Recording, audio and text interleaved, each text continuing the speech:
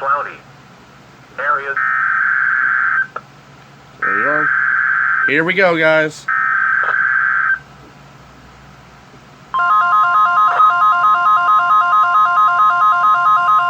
Recording a test. This is a test of the NOAA Weather Radio Alert System.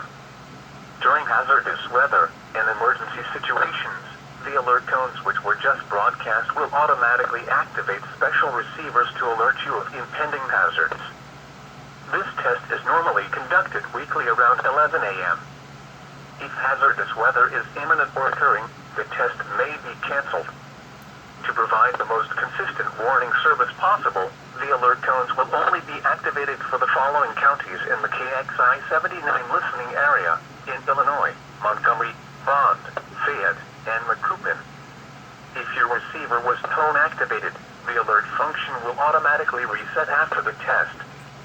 This concludes our test for this week, and we will now resume normal programming. Thank you.